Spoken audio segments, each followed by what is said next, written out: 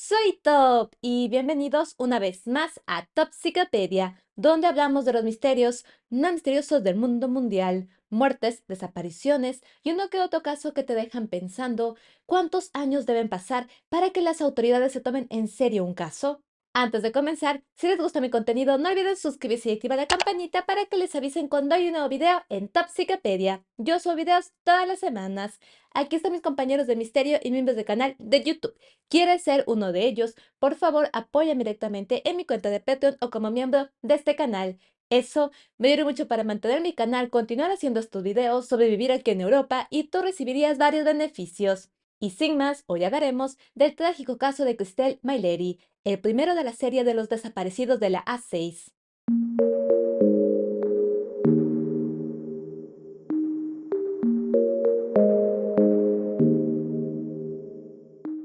Christelle Michelle Maileri Pichon nació el 29 de julio de 1970 en la ciudad de Le Creusot, en la región de Borgoña, departamento de Saona y Loira, Francia.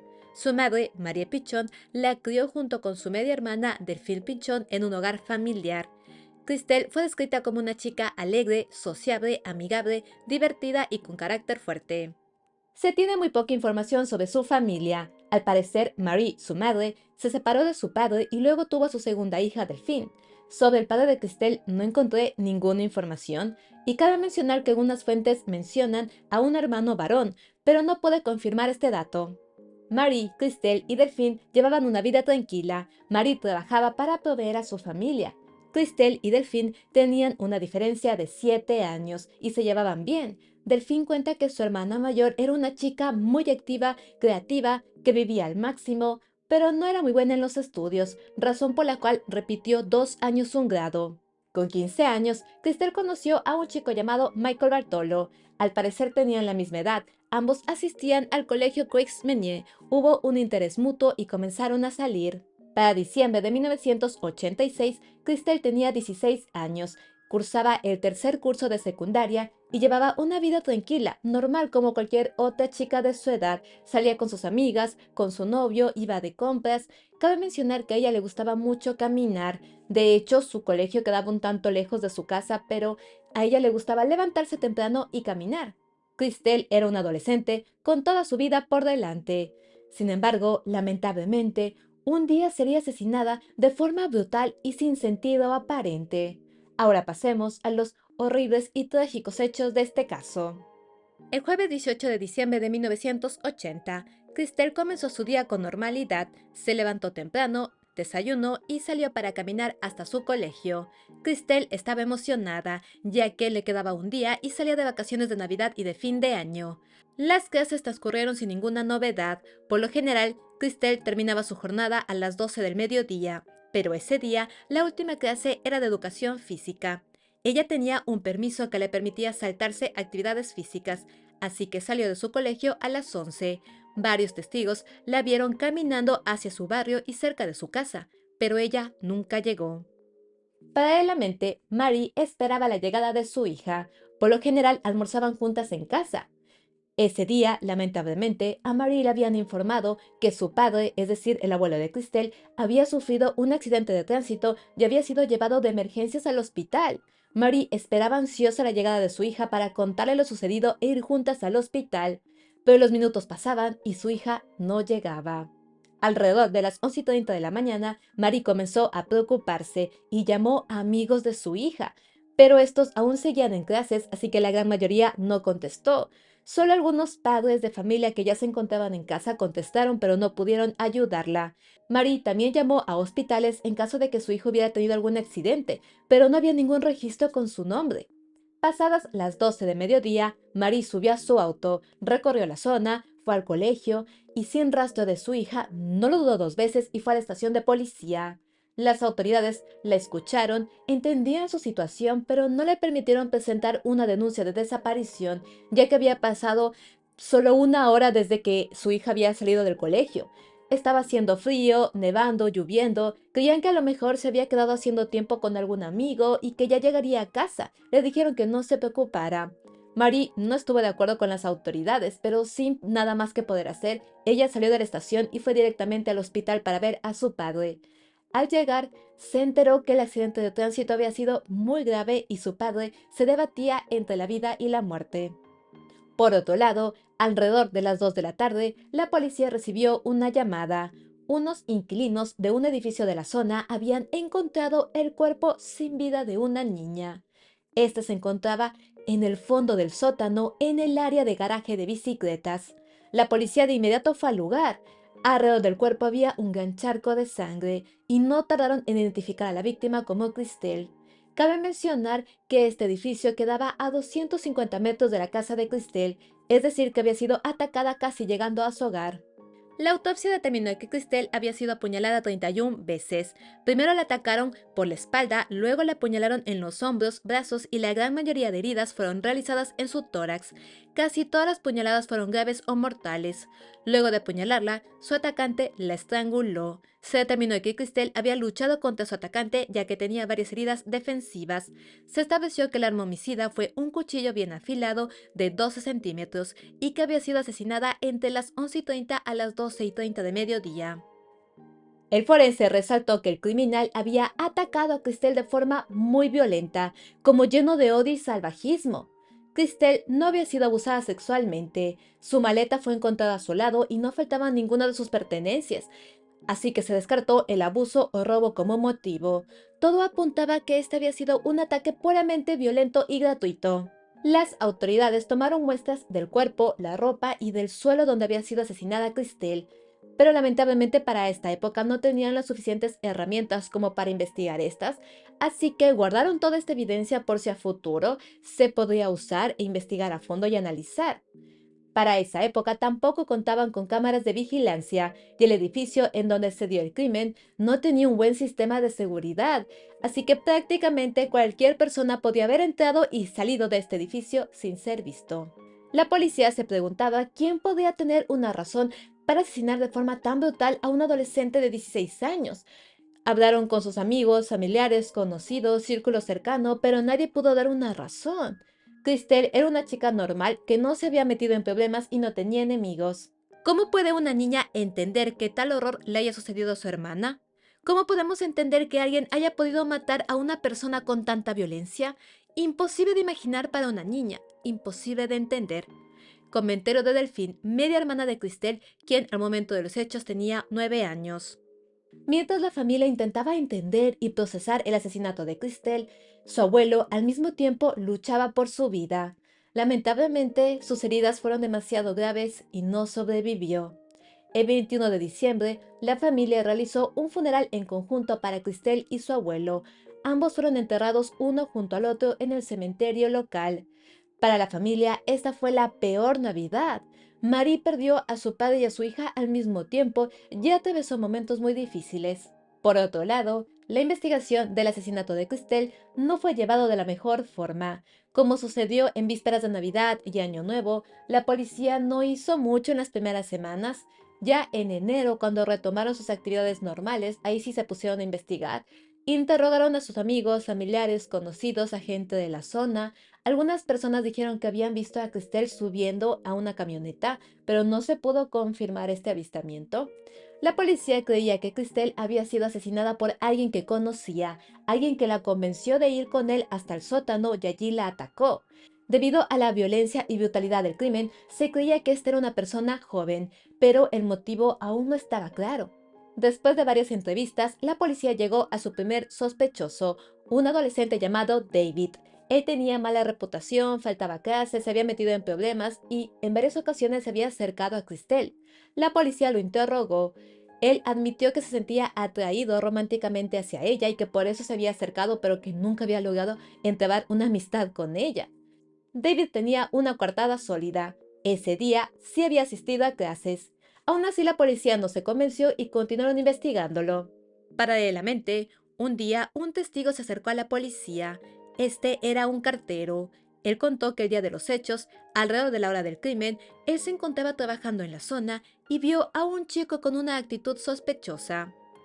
Un chico de veintitantos años, de 1,80 metros de altura, complexión bastante delgada, pelo medio largo, bastante claro y tal vez incluso rubio, vestido con unos jeans azules y una chaqueta de lona, me parece azul. Me recordó un poco al estilo del cantante Renaud. Comentario del cartero. La descripción del cartero no coincidía para nada con la de David, pero la policía como que estaba convencida de que David era el criminal, así que no le dieron mucha importancia al testimonio del cartero. Unas semanas después, David fue detenido, interrogado y después de varias horas confesó. Sin embargo, él tenía una coartada sólida, así que la fiscalía se negó a aceptar su confesión y llamaron la atención de los policías encargados de este interrogatorio porque se descubrió que el interrogatorio se había llevado en un ambiente hostil por horas y que prácticamente David había confesado porque estaba cansado y temía que la policía lo golpeara o tomara represalias en su contra. En febrero de 1987, el caso tuvo un gran avance cuando una navaja fue descubierta en un arbusto a unos 100 metros del sótano donde Christelle fue asesinada. No se había descubierto antes debido a que el arbusto había quedado escondido debajo de un gran montículo de nieve. Este cuchillo se distinguía por un afilado particular que coincidía con las heridas de Christelle. Sin embargo, debido al tiempo que había estado allí, ya no presentaba huellas dactilares ni rastros de sangre. Aunque nunca se pudo confirmar al 100% que era el arma homicida, se llegó a la conclusión de que muy posiblemente lo era. Mientras las autoridades investigaban esta nueva evidencia, el equipo encargado del caso recibió dos postales con el escrito «Soy el asesino de Christelle». Estas estaban dirigidas directamente al encargado del caso, Daniel Wichot. Las postales tenían paisajes cuidadosamente elegidos de la región de Nivernais. Entre líneas, el autor se burlaba de los investigadores. Además dijo que vivía en la ciudad de Nevers. Sin ninguna otra pista, la policía se centró en investigar estas postales. Elaboraron una lista de personas que se desplazaban regularmente entre la ciudad de Lecosot y Nevers. Todas estas personas fueron sometidas a un dictado y se comparó su letra con la de las postales, pero no hubo coincidencias. Sin ninguna otra pista que seguir, el caso rápidamente se estancó. Marie constantemente estaba llamando a las autoridades preguntando cómo estaba avanzando el caso, si había algo nuevo, pero ella sentía que no había un interés en resolver el caso de su hija y eso le molestaba un montón. Los años pasaron, el caso no tuvo mucho interés de la sociedad. Marie intentó acercarse a diferentes medios de comunicación para contar la historia de su hija, pero en general no había interés, y eso fue algo muy triste y doloroso con lo que Marie tuvo que afrontar. Sin ningún avance, en 1990 el juez encargado de este caso dictó orden de sobreseimiento, es decir, que cerró el caso. Para esa época, las reglas y procedimientos eran diferentes y como consecuencia de la orden del juez, se eliminó toda la evidencia de este caso. La ropa de Christelle, sus joyas, el cuchillo, la evidencia que se había tomado de su cuerpo, ropa y el suelo donde fue asesinada, fueron eliminadas. De esta forma se perdió cualquier esperanza de que a futuro se encuentre algún rastro genético. Cabe mencionar que la familia de Christelle no fue informada de la destrucción de la evidencia. Luego permanecí en lo desconocido durante más de 10 años. La policía y la justicia me abandonaron. Fue un periodo extremadamente difícil. Tenía miedo todo el tiempo. No sabía quién la había matado. Temía encontrarme con el asesino en la calle y que atacara a mis otros hijos. Comentario de Marie. Con el pasar de los años, Marie continuó intentando aparecer en diferentes medios. Salió en uno que otro programa, pero en general no tuvo mucho interés el caso de su hija y esto la decepcionaba un montón. Ella se dio cuenta que sola no podía hacer mucho. En el camino se encontró con más padres y familiares de otras mujeres que habían sido asesinadas o estaban desaparecidas y que al igual que el caso de su hija, las investigaciones estaban estancadas, cerradas o olvidadas. Es así que Marie llegó a unirse a la Asociación Christelle, una organización que se formó en busca de justicia por casos de mujeres asesinadas o desaparecidas entre 1984 a 2005 en un perímetro de Saona y Loira en un radio de 200 kilómetros a lo largo de la autopista A6, zona que ha recibido el nombre del Triángulo del Miedo. Estos casos han llegado a ser conocidos como los desaparecidos de la A6. La asociación lleva el nombre de Christine Delry, quien el 28 de diciembre de 1996, con 20 años, fue asesinada con 123 puñaladas. Los demás casos que abarca la asociación son Marie-Agnes Cordonnier y Francoise Boulerier, dos jóvenes mochileras belgas que desaparecieron el 22 de agosto de 1984. Sylvie Aubert, de 22 años, desapareció el 14 de noviembre de 1986. Días después fue encontrada estrangulada y con las muñecas atadas con un alambre. Marthe Buisson, de 16 años. Debido a problemas familiares, Marthe vivía en una casa de acogida. El sábado 15 de agosto de 1986 se escapó de la casa de acogida. Al día siguiente fue encontrada con el cráneo destrozado. Varios testigos afirmaron que su cuerpo fue arrojado desde un automóvil grande y liviano. Natalia Maire, de 18 años, el 2 de septiembre de 1987 fue asesinada mientras cerraba el puesto de venta de papas fritas en donde trabajaba por el verano. Fue estrangulada y golpeada con mucha violencia. Carole Soltysiak, de 13 años, el 17 de noviembre de 1990 fue violada, apuñalada, estrangulada y parcialmente quemada. Virginie Busset, de 21 años, desapareció en febrero de 1997. El 17 de marzo fue encontrada en las orillas del Saona. Estaba esposada, amordazada y con la cabeza cubierta con una funda de almohada. Vanessa Tierlot, de 17 años, desapareció el 1 de junio de 1999. 4 días después encontraron su cuerpo. Vanessa estaba desnuda, cubierta de hematomas y no se pudo determinar su causa de muerte. Anne-Sophie Giroulet, de 20 años, el 19 de marzo de 2005 desapareció al salir de una gala de baile. El 2 de abril su cuerpo fue encontrado flotando en el sauna. Fue abusada sexualmente, estrangulada y asfixiada. Todos estos casos recibieron muy poca atención. Al poco tiempo las investigaciones fueron abandonadas y los casos se estancaron. Al juntarse las familias, comenzaron a realizar plantones, marchas, vigilias, confrontaron a las autoridades y poco a poco estos casos fueron tomando relevancia, logrando así que en las últimas décadas algunos de estos se reabrieran y hubieran avances. A lo largo de este año y el siguiente voy a intentar cubrir todos estos casos porque son como 11. No los voy a hacer seguidos, los voy a hacer quizás pasando un mes o quién sabe, porque son historias muy interesantes y vale la pena compartirlas. Regresando al caso de Christelle, en el 2003, Mary, con la ayuda de la asociación, contrató a un detective privado. Este detective descubrió que la evidencia del caso había sido destruida. Comunicó esto a Mary y a la asociación y todos estuvieron muy molestos e indignados. El detective revisó el pequeño expediente del caso, entrevistó a amigos, conocidos, familiares y se encontró con algo muy particular.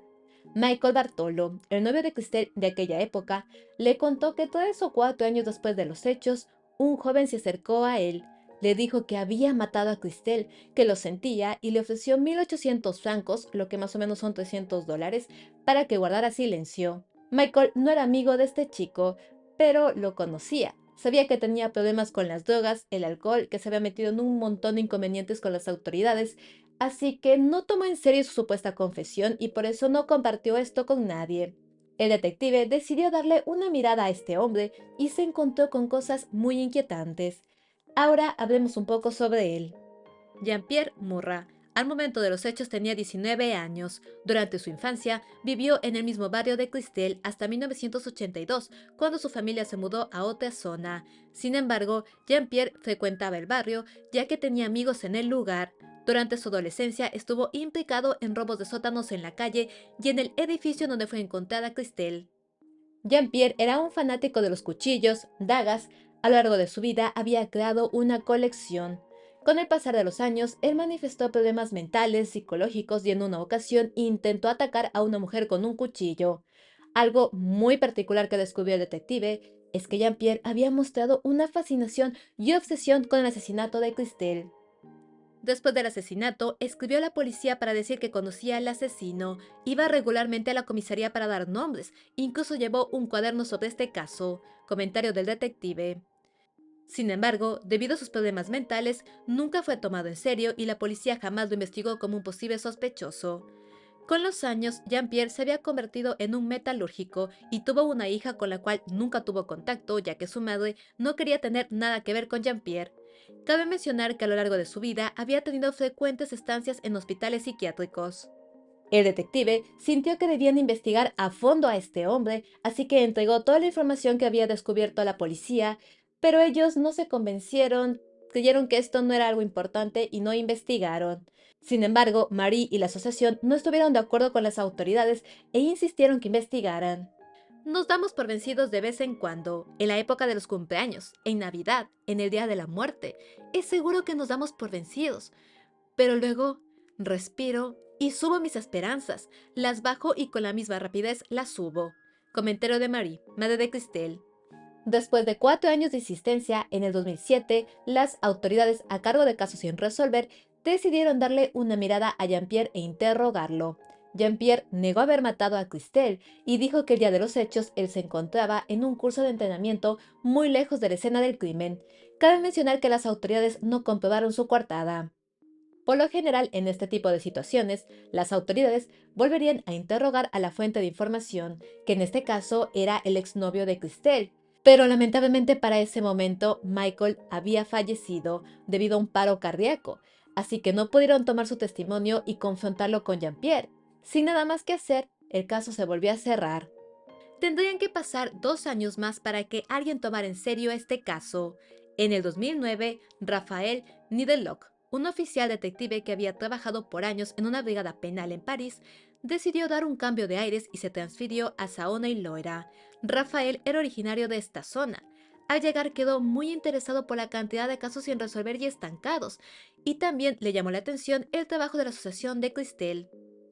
Rafael sintió un profundo interés por el caso de Christelle. Ambos habían crecido en la misma ciudad, en el mismo ambiente. Para el momento de los hechos asistían al mismo curso, pero en diferentes colegios, y tranquilamente podía haberla conocido.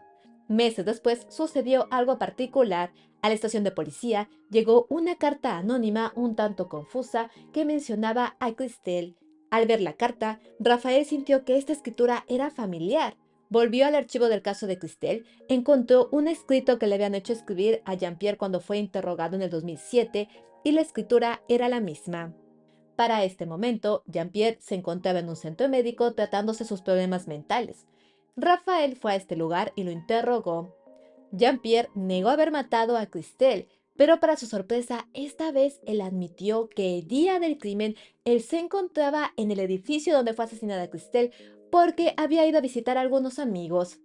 En el 2007, él había negado esto, él había dicho que estaba muy lejos, se estaba contradiciendo a él mismo. En palabras de Rafael, sintió en él el deseo de ser atrapado. Con todo esto, Rafael continuó investigando a Jean-Pierre, logró obtener fotografías de Jean-Pierre de la época en la que se dio el crimen y adivinen qué. Su descripción concordaba con la descripción que había dado el cartero. Rafael sintió que había suficiente evidencia circunstancial, logró que el caso se reabriera y esperaba arrestar a Jean-Pierre para interrogarlo oficialmente, pero resultó que para esa época Jean-Pierre había atacado a un hombre con un cuchillo en una gasolinera, había sido detenido y estaba cumpliendo condena en ese momento. En diciembre de 2011 terminó de cumplir su condena y apenas salió, fue arrestado por el caso de Christelle. Para ese momento tenía 44 años. Después de su arresto, la policía registró su casa y encontró su colección de cuchillos y navajas. ¿Se acuerdan que les dije que el arma homicida de Christelle tenía un afilado particular?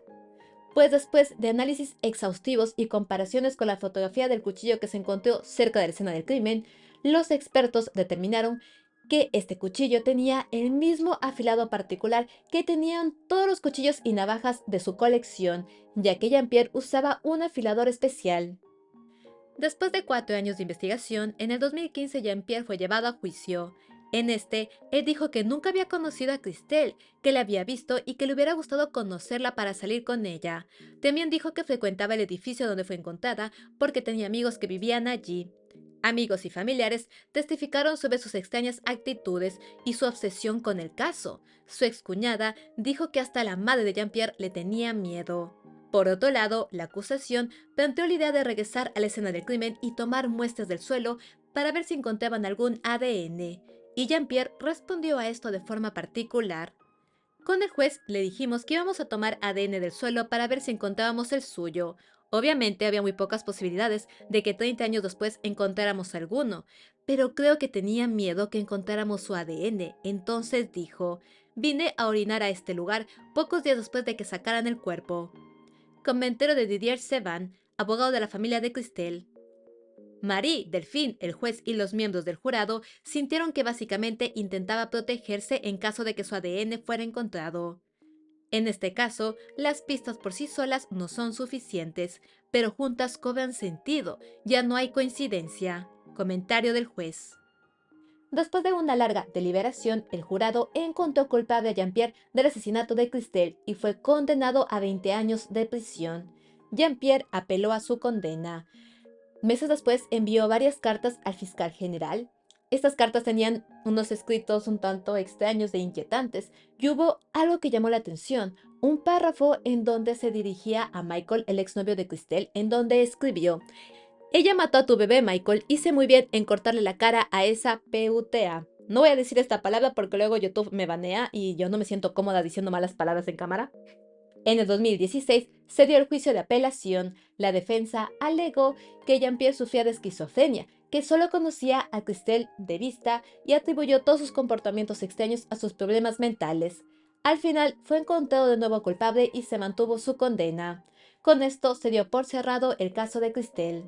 Marie y Delphine agradecieron profundamente a la Asociación Christelle, ya que sin su apoyo y ayuda no hubieran logrado resolver este caso. Después de tantos años, esta familia pudo cerrar este doloroso capítulo de sus vidas. Marie, junto con los otros miembros de la Asociación de Christelle, se han convertido en fuertes activistas sobre los casos sin resolver, realizan apariciones públicas y mantienen una campaña constante para que estos casos no se queden en la impunidad. En memoria de las víctimas, la asociación realizó un monumento conmemorativo con los nombres de sus hijas y cada diciembre se reúnen para realizar una ceremonia en su memoria. No nos mueve el deseo de venganza, sino de la verdad. Esta lucha es una lucha ciudadana, la de una mujer, padre, madre, para que este tipo de individuos no puedan ser liberados en la sociedad y empezar de nuevo. Comentario de Marie, madre de Christelle. Y eso fue todo sobre el trágico caso de Christelle My.